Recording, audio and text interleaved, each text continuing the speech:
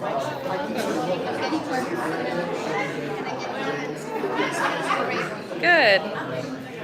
Glad I could help.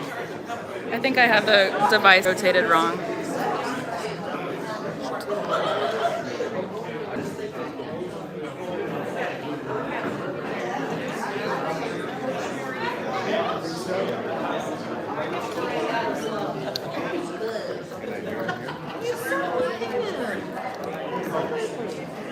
To be vertical.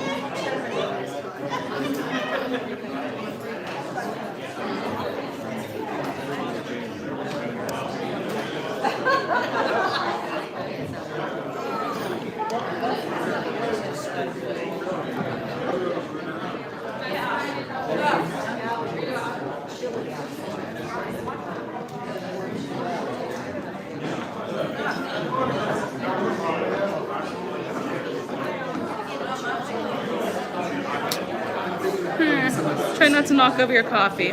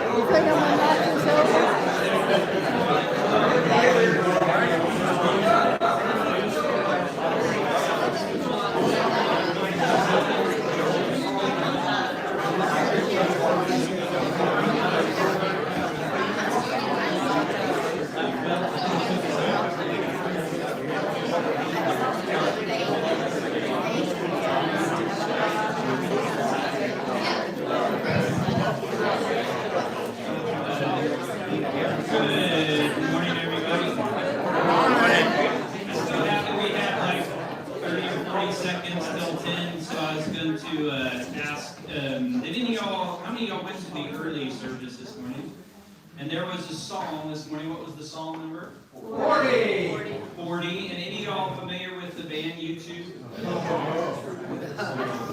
You're lucky. I was going to start singing that song. I wish you had. So, I was going to look like this. How long? I waited patiently for the Lord. How long? And heard my cry. Right? Lift me up out of the pit, out of the miry clay. And I will sing. Yeah, he is a great evangelist. He singing Psalm 40. He what? He just singing Psalm 40. He did get people singing Psalm 40. All right, the Lord be with you. And also with you. Let us pray. Lord, we give you great thanks for this day where we get to come together as a congregation. We get to celebrate and participate in the councils of the church, of which this is a minor piece that sends us into the bigger piece, which is the diocesan council, at which there will be people elected that will take us to the even next council, which is General Convention. And Lord, just help us to be always mindful that as a congregation, we are part of a bigger whole. And that whole being the diocese, this entire nation and the world of Christianity. And as we heard this morning, help us always to be people who project your love and image to the world so that you may be known and your grace may be embraced by all. In Christ's name we pray. Amen. Amen. All right. I'm going to turn it over to Alice, our senior ward.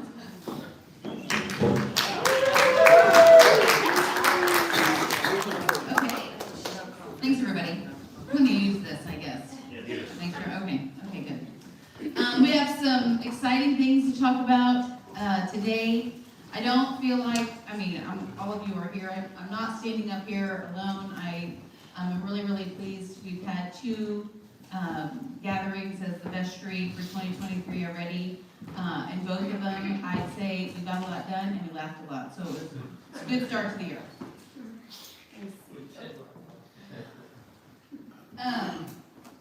We do want to make sure and recognize a couple of really important people who have given us something very valuable, which is their time and leadership to this church. Those are our outgoing vestry members. I think all 3 of them are here.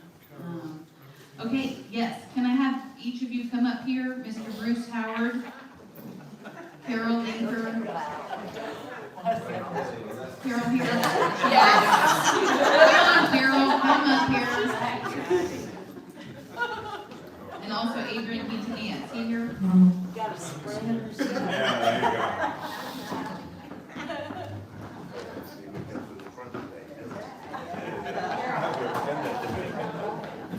Let's give these 3 a round.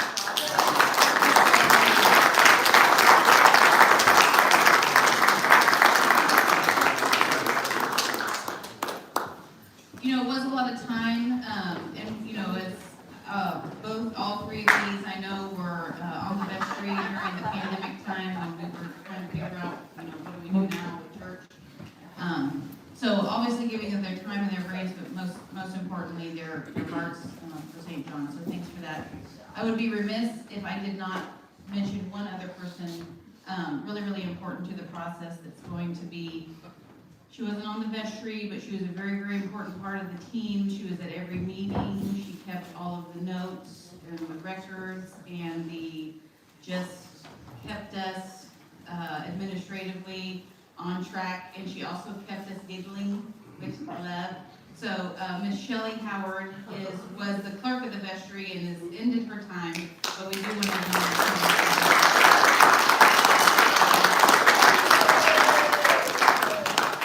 for volunteering with us. So thank you, Shelley. We are very pleased, I don't think she's here today, that Kathy Simmons has, I guess Shelley convinced, talked her into it. So we're really, really grateful for that, and promised her it wouldn't be too bad. So Kathy Simmons is going to be coming on with us as the clerk. So that's awesome. We do want to get kind of our first transactional piece of business going here. We do need to elect our delegates for council. We have had some folks, is there a list up here? Okay, So, get out your smartphone. We're techie around here. I'm gonna, thanks to the tech team of Grace and Timothy. Okay, so if you scan this, take a picture of this.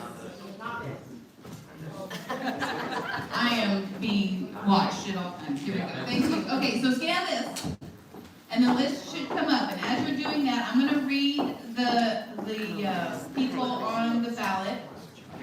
We have 7 people. We do have some write-in ballots too. If you're not a smartphone person or you left your phone in the car, don't go after it. We have some ballots. So Rick will pass those out. But we do have 7 delegates to appoint this morning. I'm going to read those off because we're also can accept another nominee if we have another one. Okay, so James Fanger, Bill Campaign, Blair Feller, Carol Colby, Robert Harris, Clark Kinsey, Bruce Howard, Shelley Howard, Alice Shule, Sarah Reeves, Larry Shumway, and Rob Solzer. Those are our folks who have expressed desire or willingness to go.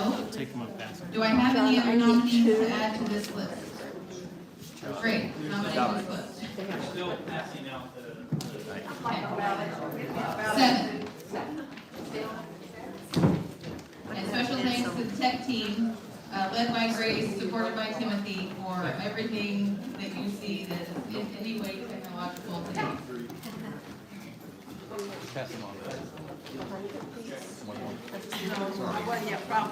Rip is saying, please make sure that you only vote for 7. Vote for how many? 7. 7. Vote for 7. Top 7 will be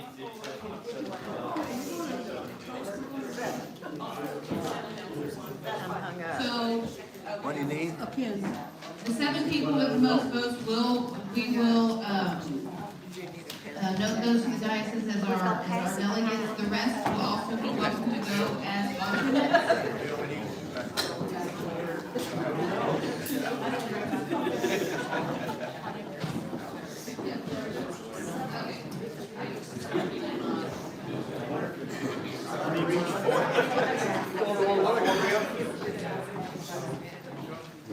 Rip, we need more ballots.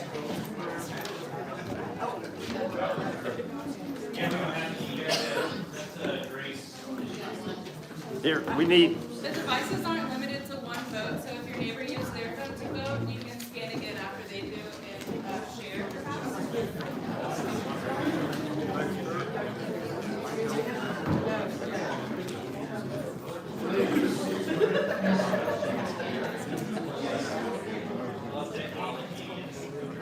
Somebody can vote on mine if they need to. Paper ballots that are ready?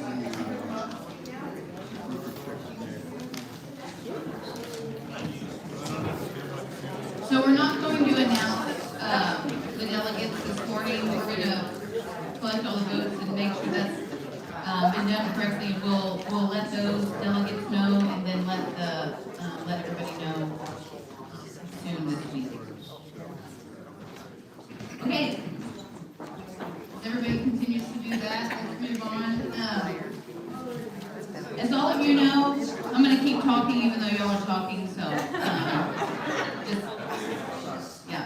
So we do one of the heartbeats here of St. John's is definitely all of our ministries. Many, not most, or all of our ministries are led by volunteers. Many of y'all sitting here in this room today. We always do ask for a report from each ministry lead at the end of the year just to make sure, they're on track, they accomplished some things we know y'all did. That has been compiled. This is the only copy that I know of right now, but they are available online. So those are available. Thanks to all of you I know who got those in this week. It's just really a nice collection of our work, and it's work that's being done within the church on behalf of each other in our growing church community, and then also many things that are happening outside of these church walls. So, thank you for that.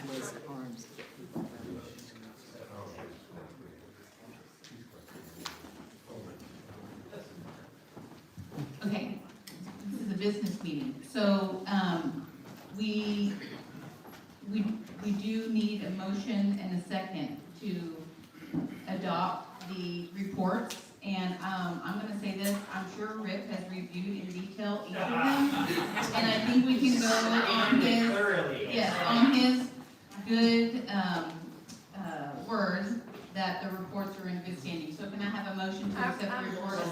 Margaret, do I have a second? Linda Lund, all in favor of accepting on Rick's good word? Thank you, and thank you to everybody who took the time to compile all of that.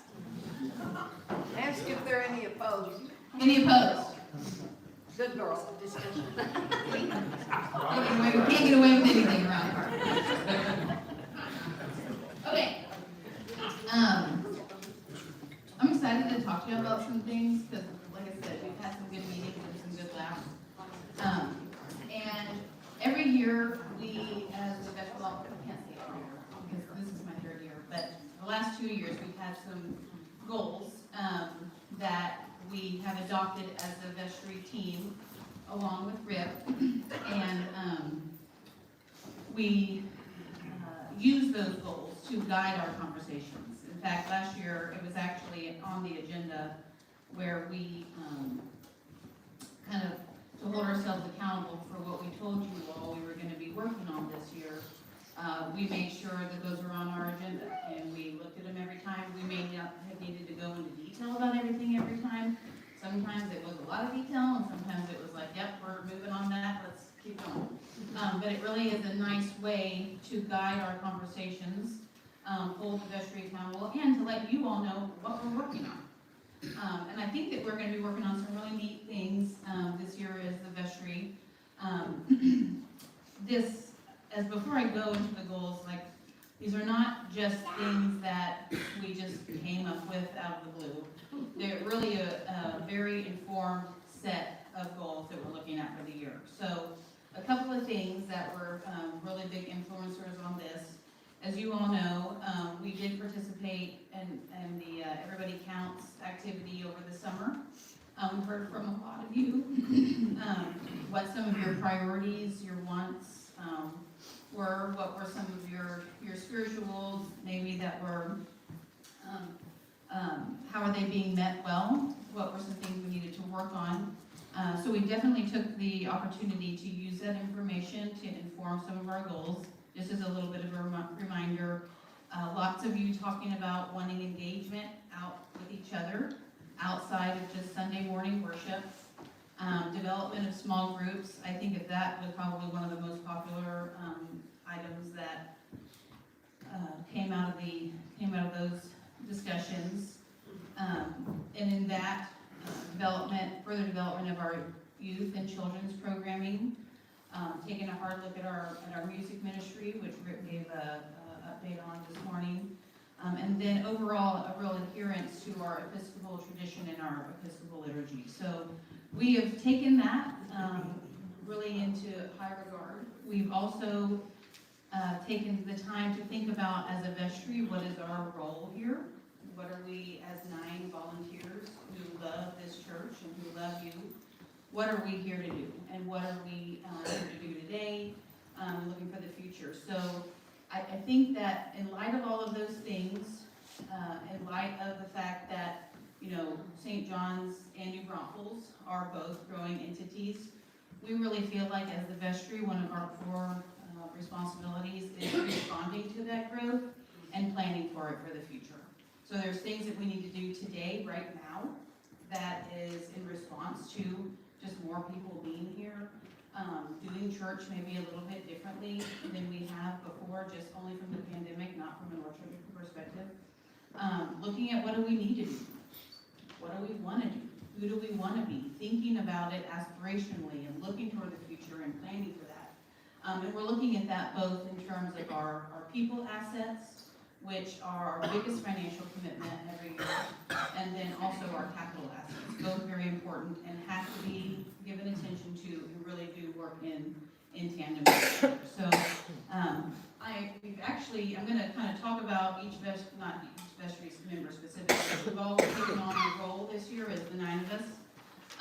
Some of us have some of these goals kind of assigned to them, if they will, or things that they're gonna follow through. I'm gonna, as Rick said, serve as the senior warden. Tom Nolan will be our junior warden. And if anybody, it's probably not a role that we talk a lot about, but Tom really helps us take care of this sometimes difficult to manage aging buildings. So special thanks to Tom. I'll say that. Thanks to Tom for that. I'm happy to report John Howe is going to be our treasurer this year. He's agreed to do that. And Ann Amoroso is going to be our outreach representative. And I'm going to tell you about some what our other folks are going to be doing as I go through this. So many of you, speaking of our, this actually hits on a number of things that I talked about earlier, but having some assistance for Father Rick has been a really, really high priority. Many of you remember Lucy. She was great in a lot of ways. She was a great person, a woman really growing in her faith and her leadership, and she was also very helpful to Rick in a number of ways. She left us before that time was supposed to end, but we did definitely see the value of having a curate. And we've talked a lot about the difference between like an assistant priest, a curate, somebody ordained, a lay person. You know, there's lots of options out there as to how we could have some assistance for the lead priest in our church. Really do believe that partnership with the diocese through bringing on somebody in there as a curate is a really good option for our church, not only because they are ordained and can help celebrate the Eucharist, but also there's some other things that, you know, they can do and bring to the table. Some of the things that we've identified as wanting a curate to focus on are to help Rick with some of the pastoral care needs of this growing church. You know, people need people. People need that spiritual guidance at all times in their lives. So definitely the pastoral care, maybe some extra services outside of just Sunday morning, and then fellowship and outreach also being kind of a core competency we'd like to look for in a new curate. So we have some. There are some potentially in the pipeline. As you know, these are, how do you say, these are people who are just in seminary now. So they graduated in May, so our goal, and we have identified, or Rick has with the diocese, some people that could potentially be some good fits for us. And they come at a 50% discount to us because the diocese pays half their salary. So definitely a good use there. But that is one of our goals. Somebody turn up the volume. Okay, another goal that we have is to develop a fellowship committee. This committee will support existing opportunities and expand those for engagement outside of Sunday. So Liz Douglas is going to be the point person on this particular goal. You know, we have a lot of really great groups that meet now that you may or may not know about outside of Sunday. We do have some small groups that have been doing life together for years. We have the Men of St. John's dessert discussion that meets at Noreen's house on Monday nights, I think. We've got a ladies' Bible study on Thursday mornings. So a lunch bunch. So there's lots of those already in existence. So of course, you know, if that's something that you want to do, we encourage you to do that. But we are going to be looking at how can we continue to support what we have and grow more of what we need and what people are looking for. So Liz is going to be helping with that. And some of these I'm going to kind of glaze over because Rick's going to talk about it in his time. But thinking about youth, children, families, etc. We have established another goal to recruit and hire a family minister. This would be a layperson to engage and develop programming for young adults, families, and youth. So this is just really being really intentional about those populations. Kind of putting, you'll see in our budget, we are adding that role to the budget because a budget is a reflection of our priorities, and this is a priority to this church and to this vestry. So Carrie Martin is going to be leading that along with us to develop a job description, a search committee to recruit and hire somebody. So I didn't put a date on that necessarily, but it's a really important piece that I think can really bring together and hold us really accountable for reaching out to these groups of people in our church that we really want to make sure that we are paying attention to and continuing to serve. One of the things, I work in the nonprofit sector, so education, awareness, and outreach is never done when you're in the people business, especially when you have good news to share. So Renee Wendell is going to help us with this goal to expand awareness and outreach within our St. John's family and in the community about church activities and the love of Jesus. So we had a fun time brainstorming some potential unique opportunities and ideas for how we could do that through the ways that people are consuming media and information today. As you all know, there's a lot of competition for people's time and their attention. So we want to make sure that, Jesus is high on their list of exposure and awareness, and then how we're doing that and how we're bringing that to bear here at St. John's through some really neat opportunities. We're going to make sure that we're focusing on that. Rick has talked a number of times, I know, as a group, but then on a smaller individual group basis about our intentions with some of our endowment that we have established here at St. John's. We are working with a planned giving committee to really help and develop that. This is one of those future-oriented goals, one of those things, kind of the time value of money, like let's invest it today, or what do I want to utilize out of my, estate, or looking ahead to, really help make sure that St. John's is on a great path moving forward. So Kay Cagley is going to be helping Father Rick and the Planned Giving Committee as our vestry representative there. And we are looking for confirmation of 20 families' participation in that Planned Giving campaign, and I know more to come on that, but wanted to nail that down. And then I think somebody asked last week, or maybe asked Rick in his discussion about the bishop process, but what's going to happen with all this work that we've done on studying this building? Our intention is to continue the due diligence and capital campaign project process, kind of regarding the scope of work and the cost of the construction. So David Dripta is going to be leading this on behalf of the vestry along with the building committee. We have a lot of things that need repair and replacement. That's no secret. But I feel like we are really informed about what that is and what are our opportunities, what can we do about it. I know the building committee, led by my mom, Sarah Reeves, and I'm not just saying that because she's my mom, but I know they worked really, really hard on that, on getting some really good numbers that we presented to you last fall. About what kind of money it would take to make the improvements here that you all have said that you want to do. So we're going to keep pressing on that because this building isn't getting any younger. The people coming in the doors aren't getting any fewer, and it is really our responsibility to make sure that we are planning for that. We've got everything. We've got some columbarium plans. We've got some people who are here with us for eternity, and we want to, in respect for them and in respect for their families. We've got actually just a little bit of money to go to raise on that columbarium project to actually get that to the level of dignity that I think it really deserves. So that's one project. Obviously, we've been looking at the organ and have some options there. And I think the organ is such a critical piece of the worship part. We've all experienced that and heard that from you. So looking at the organ upgrade as well as the sanctuary improvements that need to be done and replacement of this fine space that we are all sitting in right now.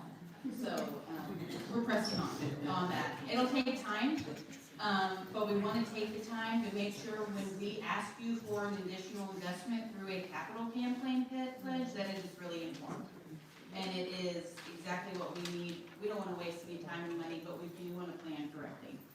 So With that, I'm gonna, can you help me pass this out? So, the vestry did pass a budget at our meeting last Tuesday. We are gonna present that kind of in a summary format to you, today, and I wanted to go over the goals first, so that you know that the goals were directly, considered when we were developing this budget. So I do want to recognize members of the finance committee that helped. Really, the finance committee is there to do some due diligence over the expenses, because those are obviously the most in our control as the church business. So they really did a hard look, and we had to make some decisions, y'all, to be honest, about some of our expenses moving into 2023. So Ann Amoroso was the other vestry representative on there, and then we also had Rob Luddington was with us, Dave Golson, Boswell, and Pete. No, that was great. It was a great group. We had the help of Desiree, who is our who helps as our parish accountant. She was great in helping us. So this is the budget. I know you're all looking at it, but I'm going to put it up here in this really, really small format. But I knew that, you know, not everybody, maybe the front row would probably be able to read that. So we're going to look. You know, we started with the expenses, but here I'm going to start with the money.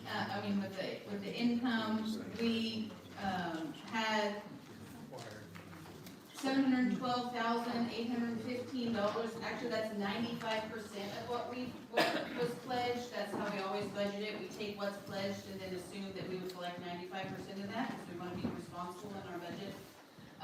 And then we are budgeting about $110,000 in income that is not pledged. That's just, call it regular giving, call it loose late offering, call it whatever you want.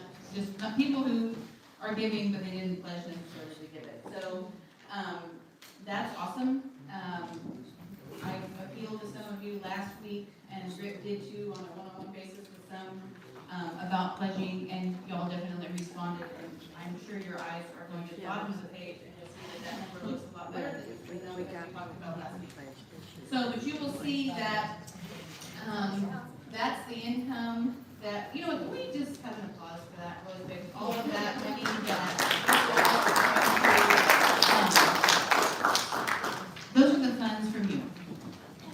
Those are funds from you, from your hard work, from your investments, from, you know, whatever source it is that you pull from on that you give to make St. John's work. And I don't want to just pass that over. We take that very seriously, as you of all of our donors, but all of our church family, that we want to make sure and convert that into what you expect us to. So thank you for what you have pledged, what you will give, and even what you haven't pledged that you will give. I know that will happen too. So we have a commitment in this church to do 10% of our pledge giving to outreach into the community. And this year that we're budgeting that to be $70,000. Our apportionment that goes to the diocese, which is not determined by us. That is a number that the diocese looks at as a 3-year kind of historical thing, and they assess that onto us. And there's a lot of things that the diocese does for us that goes into that support and that number. So that number for 2023 for us is $122,676, which leaves $630,619 available for us to operate on. Alice, Sir. this apportionment, which looks like it's 2022 actual expenses, $86,000. I hate to say it, but I love to say it. I'm the one responsible for us having that $86,000 that we give out, because we made a pledge to give 10% of the income. When we were going through our troubles in 2013, 2012, we had no outreach. And now, I think we should consider reducing the 10% to 5% and put that money, 40,000, whatever it is, into our operating budget. Okay, Ron, thanks for that. Thanks for getting that started for us. It's a really important piece. Well, you know, I will say, we even talked about that in the finance committee, like how do we continue rolling on with that? It's a pretty big conversation, and would be a pretty big thing for us to consider, so noted. Thank you, Ron. I want to make sure I leave most time for RIP, and I've already talked too much, but, you'll see down there, you know, we paid for RIP, totally worth it. Yeah. Totally worth it, worth more actually, and so, not a lot to say about that. We've got staff, we've got some administrative expenses, we've got administrative expenses, you'll see, that the total for that right now is $706,000, which puts us at a net deficit of $75,473, which a week ago, y'all, that number was, I don't know, maybe twice that. 135. Yes. Just out of curiosity, because we all hear about the cost of living going up, does this represent an increase in salaries for our staff? Some, yes. We did, look at, the diocese gives us some, Guidelines? guidelines on how to do that, particularly for your rector. And so we did take that into consideration, and actually that is in here. We also looked at, you know, some of the staff has changed some responsibilities over the year and had some things adjusted last year. We did look at, you know, what is their role and responsibility versus the market rate for that kind of job, you know, somewhere else. So, yeah, we highly considered, and everybody has been adjusted accordingly. Good. With clergy widow, I'm concerned about clergy and their cost and family. Yeah, yes. Alice? Yes. Well, I got one here, and then you, Jim. I'm not sure the process, we're not going to vote on the budget. No. Then what I want to say is, I've said this to Ron several times, I really, really appreciate the way the group of 27 took this church out of the ashes and made a commitment. And I want to say that I don't want to ever go back to anything less than 10% of what we have to give away. So I'm so grateful to Ron's leadership back then, but it needs to be said publicly that I really, really think we ought to stay at 10% with the goal of sometime increasing it. Yes. I would make two comments because Clark popped that one into my brain. Is I support the 10% that we're doing, but I would submit to you that if we choose to allocate that out of only our pledged donations, and then our unpledged donations just become additional monies That's how for we us. do it. Yeah. The outreach budget is based on pledged giving. But then I was gonna ask the question of you to speak to, maybe if you would, the significant increase in staff insurance Yes, costs. sure. So it's a pretty easy answer. Whatever we offer to Rick, we have to offer to everybody else. We offer him insurance, we have to offer the rest of our staff the same level of insurance. And in the past, we have had, some people decline that coverage, but moving forward, we are preparing for that not to be the same case. So we, would need to be prepared to offer the insurance that we offer to Rick to any staff person. That has been declined in the past. I don't think that's the case moving forward into this year, so we've budgeted to increase there. What other questions, John? Yes. Yes. It's a requirement of the diocese, right? For Right, we full-time. have to do that. We do. Anybody who works full-time hours, which is 20, what is that for us? Just over 20. Over 20, yeah. Bill? It was the insurance was. Yep, I just- yeah. We have to do it, yeah, that's just, well, we have to. And, you know, it may not, I don't know, we have to be prepared to be able to put that forward. So, I think, you know, last year, the vestry passed a deficit budget of $86,000, so we're ahead, even though we're behind. So, really awesome. I do want to tell you one thing that's not reflected on the budget, but some other pieces of good news. We have some other money that is in reserve. We do have about $78,000 in our capital fund. That's money that we, that's the fund that we use for debt service, but also what we do all the planning with. We do have some money in the columbarium fund. I think we need to double that to make that columbarium project possible, which we're actually going to try to do. And then we did see the endowment fund that the diocese helps us with, which has a balance of just over $200,000. So we're going to be looking to grow.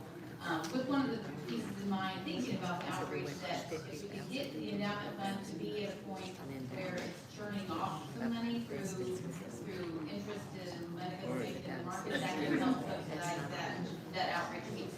Yes. Excuse me, I know you want to go on, but I know we have a lot of new people here, and I'm wondering, can you mention how much debt we have? Zero. Thank you. Zero. Alice, I know that we can designate in our contribution statement when we want money to go directly to the capital fund. Correct. Yes. Can we also do that for the columbarium and the endowment as well? Yes. Yes. Make the note, let Desiree know. Yes. Just a point of clarification. Thank you, Jim. Yeah. Thank you for bringing that up. Can you say that balance in capital and not 30? Yes, oh my gosh, and you asked me to do that, and I forgot. Rip is also a really good evangelist too, and he does it every day, multiple times a day, speaking of what he was talking about us earlier.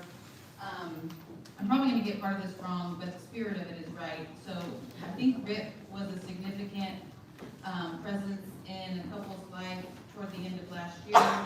And, obviously his presence there was really, really meaningful, and he brought, I'm sure, Jesus into their space in a really special way, and, thanks for that.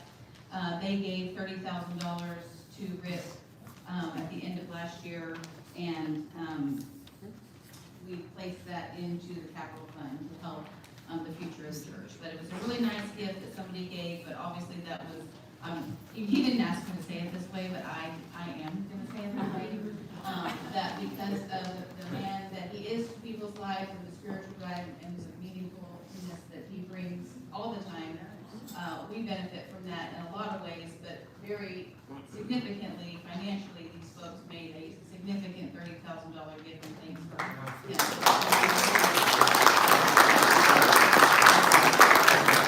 He never explained it to me that way, but that's how I heard it.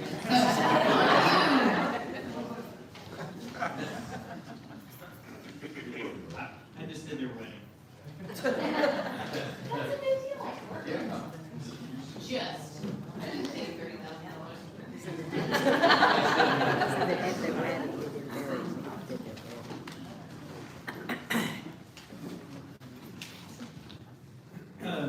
I want to make a couple comments going back. I too want to say thanks to Shelley, our clerk, and to the 3 vestry that went off, and I appreciate you all clapping for them. I always like to say, if you knew the sacrifice they made on your behalf, that you didn't have to, you would give them a standing ovation. Right? So a big thanks to them. Also, I do want to acknowledge Alice's leadership in the totality of the vestry as well. It's great to have great leaders in this church, which we do. And this year, for whatever reason, I don't know why, we've laughed more and had a good time. And you can see, as she gave some great goals and that we're working on. So it's not like we're just, just having a laugh party. We are actually working. So I did want to say to you, even as I live in these 2 potential worlds, I'm super excited about this one and what we can do here in 2023. And so staff, as I mentioned at the early service, we're in the process of, saying goodbye to Tish, who's been here for a long time and that we love, but also the exciting opportunity for a new organist with new energy and new opportunities and the gifts that person will bring. Again, we're conducting interviews. The committee is very excited. Stay tuned. We'll see what happens here, hopefully sooner rather than later. I want to comment about the family minister goal. One of the things that's really difficult for us in this congregation, and it's not here I'll tell you, it's most every congregation that I talk to. I talked to someone recently that said they're at this large church in San Antonio, and they've had 8 different youth ministers in 8 years. And so it's hard to find this, and it's hard to find people that are committed, and it's hard to pay for it. It's just a difficult thing. So one of the things that I really would like to do is to realize that students' lives and family lives are so busy that consistency of even if you did do it is difficult. And as I said to you this morning, and if you didn't hear, you'll hear it at 11, the greatest evangelists on the earth are parents and grandparents. We have the greatest influence on our children's lives. It's something that we do every single day. And the point of a family minister is to empower and equip parents to be able to raise their children in the faith, so that they're doing the work that they get to do, 24/7, 365. And so to make that the focus of our ministry and away from just one particular youth person or 2 that can do that, and then we'll supplement those things as well, and that's what we want to do. I'm very excited about that. It's something that I have wanted to do, and Cheryl and I started working on that, but her job has become bigger than the ability to do what I want to do, so that's why having a family minister would be a great position here. And then as Alice said, the curate, I've asked the diocese, they are actively considering one for us, and so that process will take place here in the next, actually a couple of months will be clarified. So that's staff, and I always in the year, I always anticipate staff changes just because people's lives change. You just never know when that'll happen. And just, anytime you lose someone great, I'm always sad, but at the same time, there's 2 things that I always remember. God provides, and they're going to bring things that we never thought of. And so there's a great opportunity. So anytime staff changes, that's my particular view. That's also why when some staff isn't working out and I let them go, I'm not too worried about that either. And I have let some people go over the years, and anybody who isn't doing what we think they should do, I'm a good steward of the gifts that you give, and I will do that. So, program-wise, we heard about fellowship. I was thinking, as you mentioned on that list, Alice, one of the things that we did as a fellowship thing, I think Sue and I hosted it. Some of y'all came. Remember the wine thing that we did at Dry Canal Creek? There were tons of us. So those are the kind of fellowship things that we also want to do for the life of the congregation, so that they get to know each other. Often those who are even regulars at 11 o'clock come in and go, Rip, I didn't know half these people in here. And so that's how many new people. I think we had over 40 new family units, is the way I used to say it, like come to St. John's in 2022 alone. Isn't that amazing? Yeah, almost 1 week. And then we had visitors last week. We had new people already at the early service this morning. They moved here. Anticipate they'll probably get more involved in the life of the church. So it just happens on a regular basis. I do want to say about small groups, there's a great need, as y'all mentioned, for fellowship, and I think nothing beats being in a group with people that you can trust. I mean, that's just a gift, and you can depend upon in fellowship. I want to tell you that Teresa and Ron Pentecost are going to be our chairs for this. We already have a team of support that are working on sort of how this will look. So here's one thing that I do want to know, though. If some of you are in a small group and are actively in that, if you will send me an email, I want to know about those. I don't want to interfere with those, but I do want to help people who are not and get those going, because we're going to start some new ones this year. And the goal so far is to do them on a short-term basis. And the reason that we do it on a short-term basis is that sometimes you put people together in a group and they really enjoy each other, and that group might last a decade. Sometimes you put people in a group and for whatever reason it doesn't always mix, and so we can take 10 weeks and then we can move on. So that'll give people an opportunity to be in a group, and if it works, they can go and they can do their own thing, but if it doesn't work, then they're like, I can do a couple more weeks with this group. Does that make sense? So, and I'm not being anything more than honest right there. So, Plan giving. Oh my gosh, y'all know when the best time to plant a tree is? Yeah, it was like 20 years ago or today or yesterday, right? So plan giving is in the same event and same idea there. Your vestry made a significant impact, and one of the things that we want to do is put them in this endowment in such a way that they continue to work forever, but it doesn't cease for the people of this congregation to need to give on an annual basis. Does that make sense? So we want people to give because then you're invested. This is your church. You're giving back to God, which is one of the best disciplines I think that we do in our life. And so we focus those areas so that they ensure that we're spending less on certain things that aren't really sharing the love of Jesus and more on those empowered. So the endowment has been established. You saw that there's 200 grand in there. The endowment has 3 buckets, is what our group has been called. Those buckets are outreach, facilities, and leadership. Right? And I'm going to explain those. However, the way the endowment is set up is that, and this was a discussion in the vestry, if someone comes along and they say, Rip, I would like to give $100,000, but what I'd like it to be is for a St. John's scholarship fund, so that those who graduate from here will have some money to go to college. That could be done. So another idea like that could be done. But these are the 3. Again, you've heard from me before. I want the outreach to do so that y'all want to know what my goal is? I like a big, awesome goal. You know what my goal that fund would reach through y'all's gifts? $10 million. $10 million. And you want to know why $10 million? Because then every year this church would have about $400,000 to do and invest in not just nickel dime little things here, to actual ministries and making sustainable ministries that impact this community. You've heard me say that before, whether it's immigration, adoption, whatever it may be, that this church can do something like that. There is a church here that does that. What's it called? Oakwood does the same thing, and they got the medical, they got the after-school program for kids. These can be done, and I'm telling you that money is here according to the work that we've done with this committee and conversations that we've had with you all. The second thing is the leadership.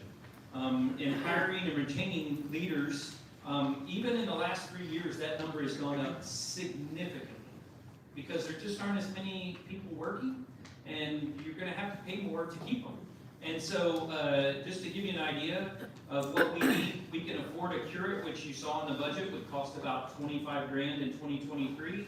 If you were to get an assistant priest that you couldn't get any supplement from the diocese, that number would be 100.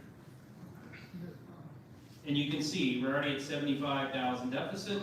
We had to change our focus. And so you see that you need supplemental income for staff. And so that's going to be something that's going to be important. Plus the fact that most churches don't pay people what they're worth and they're losing them to the community. Facilities, you saw, did you see what the number is for the facilities upkeep this year? In the budget, did y'all see that number? What is it? 109 and 116 last year, wasn't that the 2 numbers? So the money you give, 100 of it just goes to make sure this place is like maintained. And to me, I'm like, that's way too much money spent on maintenance, isn't it?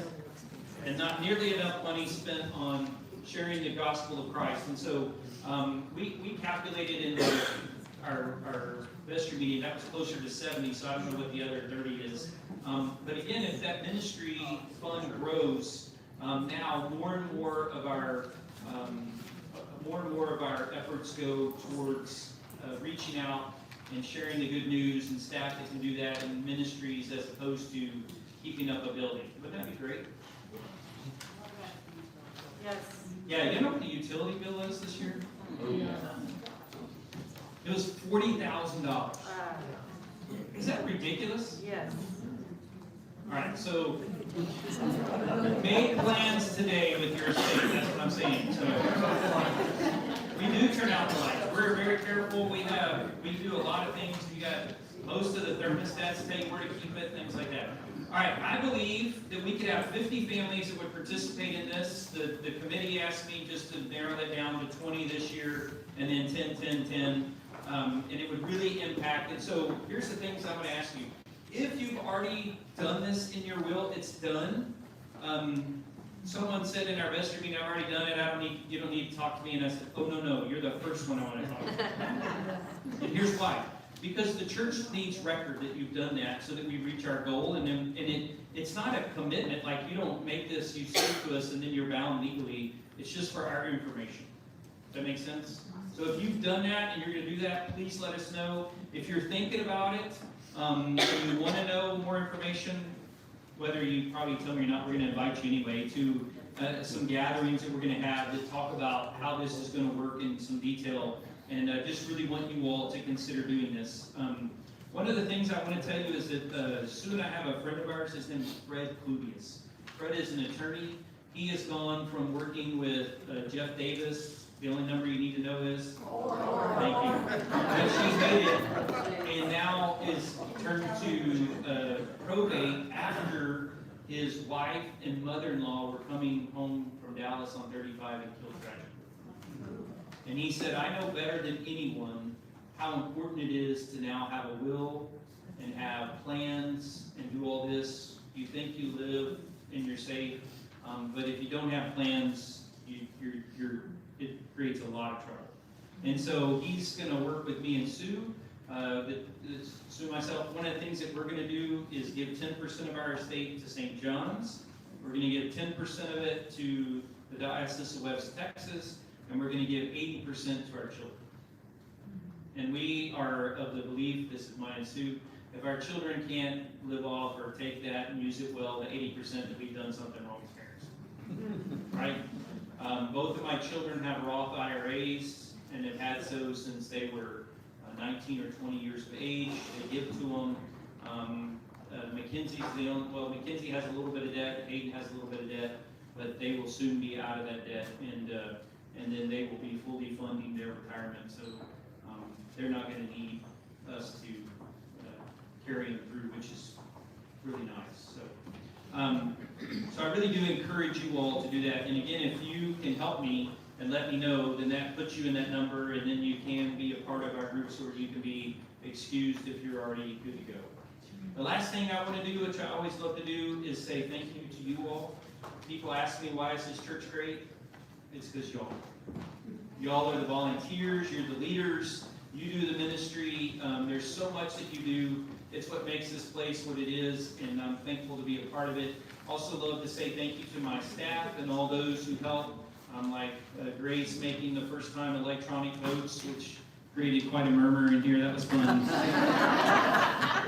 In the future, that's just standard operating procedure, isn't it? So, all right, my friends, may the Lord bless you and keep you. May the Lord's face shine upon you and be gracious to you. May the Lord's countenance be on you so that everywhere you go, as you are made in that image, you may image our Lord to the world. Amen.